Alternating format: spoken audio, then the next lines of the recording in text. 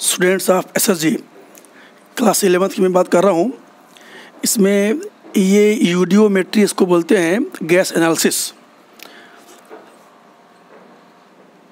SSG class 11th की बात कर रहा हूँ, right. 20 ml mixture of acetylene and carbon monoxide is exploded with 30 ml oxygen, and after the reaction is over, product gases, remember not liquid, occupies 34 ml. When it is passed through KVH, 8 ml O2 remained. तो find out composition of the mixture, यानी इसमें कितना ml एस्टिलीन है, कितना ml CO है। एक बात आपको समझा दूं, जैसे ये 20 ml अगर आप कंबाइन लेंगे तो उस वेसल में इसका भी वॉल्यूम 20 ml है और इसका भी वॉल्यूम 20 ml है। लेकिन अगर सेम प्रेशर टेम्परेचर पर हम लें, यानी जितने में टोटल है उतने प्रेशर में इसको अलग करके निकाल दें, इसको अलग करके निकाल दें, तो फिर वॉल्यूम का फिर वो उसमें हम सेम रेशियो मान सकते हैं। मतलब कहने का, सपोज करो कि C2H2A ml है और CO फिर कितना हो जाएगा 20 - A ml।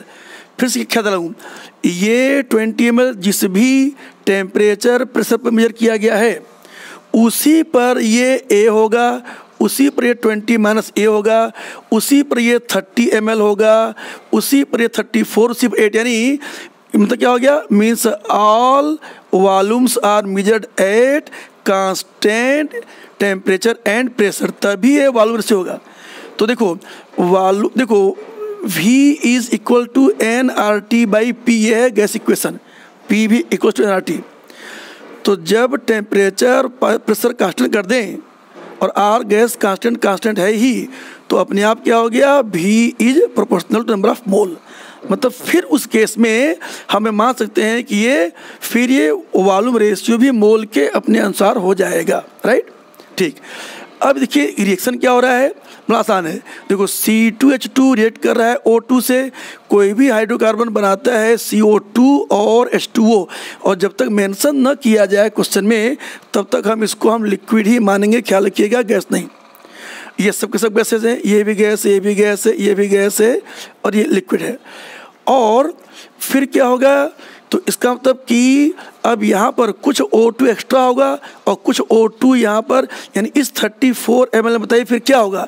दूसरा चीज़, ये CO भी है, इसको भी जलाओ तो CO will burn with oxygen and form CO2। ये सब के सब गैसीय सब्सटेंसेज हैं, सब के सब बैलेंस करेंगे तो ये हाफ O2 अभी बैलेंस हो गया। तो यहाँ कोई वाटर गैस बना नहीं, यानी पूरा रिएक्शन ये दिखाई पड़ रहा है। स्वभावतः ये यहाँ पर है प्रोडक्ट, जो कि हम यहाँ देख रहे हैं। इस 34 में क्या, इसका मतलब CO2 है जो एस्टिलीन और CO के जलने से आया, और साथ में क्या है, और साथ में यहाँ पर ये एक्स्ट्रा O2 भी है। तो क्लियर सी बात है, वो साफ देखो, इस 34 ml में 8 ml तो ऑक्सीजन है। केवल क्या करता है, KOH actually absorbs acidic gas है, जैसे यहाँ पर कार्बन डाइऑक्साइड है, NO2 है, P2O5, ये सब एब्जॉर्ब कर लेगा। ठीक, तो स्वाभाविक सी बात है 34 ml में CO2 भी है और O2 भी है, 8 ml O2 बचा हुआ है। तो अगर हम -8 ml कर दें तो 34 में से 8 हटा देंगे तो ये 26 ml आ गया। क्या हुआ, ये क्या हुआ, ये 26 ml CO2 का वॉल्यूम है, करेक्ट। ठीक, अब सुनिए बैलेंस रेशियो, देखो ये 1:1, इसको बैलेंस करें, ये अभी इसको बैलेंस नहीं किया है, H2 है ये, ठीक। ऑक्सीजन देखो 2 और ये 1 है, तो यहाँ 3 हो गया, यानी यहाँ पर फिर 3/2 O2 करना पड़ेगा। फिर चेक करें, हाइड्रोजन 2, कार्बन 2, अच्छा एक मिनट, वेट, कार्बन 2 तो उसका हमने 2 कार्बन किया, बहुत ध्यान से, जरा सा गलती होगी सारा मामला बिगड़ जाएगा, जरा सा चूक नुकसान पहुंचाएगा।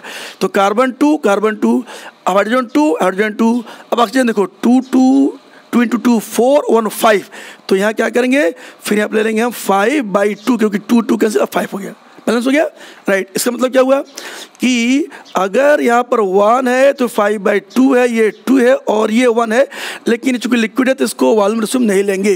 तो C2H2 हमने यहाँ पर लिया हुआ है, let this be A ml।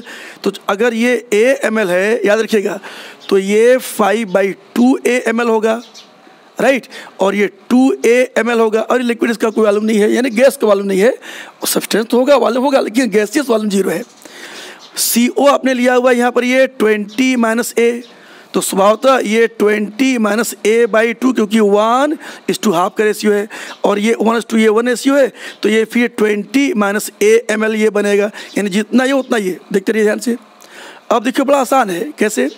सीधी सी बात है, ये 26 क्या था? वॉल्यूम ऑफ CO2 था।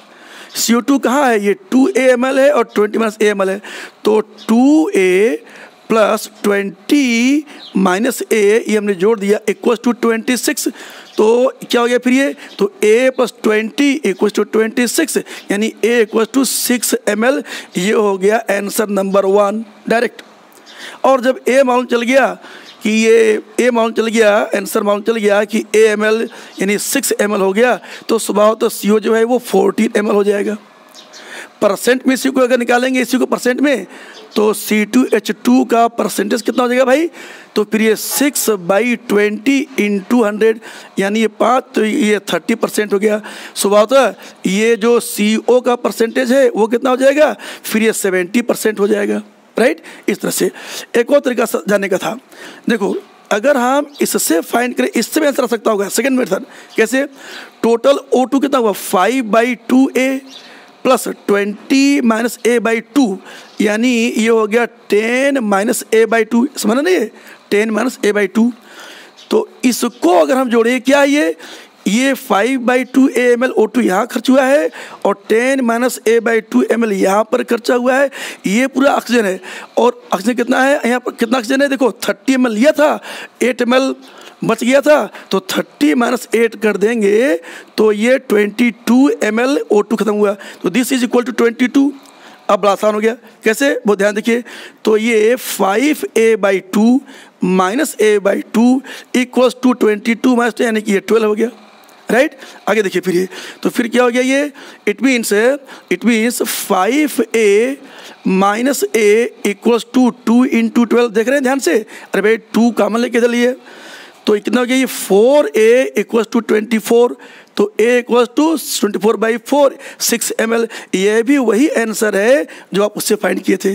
तो इस क्वेश्चन को सॉल्व करने का एक नहीं 2 तरीका था। तो इसको हम सॉल्व किए थे क्लास में भी, फिर भी एक बच्चे ने डाउट पूछा और हमारे पर्सनल व्हाट्सएप भेजा था। मैं आपसे रिक्वेस्ट करता हूँ आप व्हाट्सएप जो ग्रुप उसमें भेजें, और अदरवाइज फ़ोन करें, ठीक है। मुझे उम्मीद है आपको सबको ये समझ में आ गया होगा। Thank you all of you, thank you very much.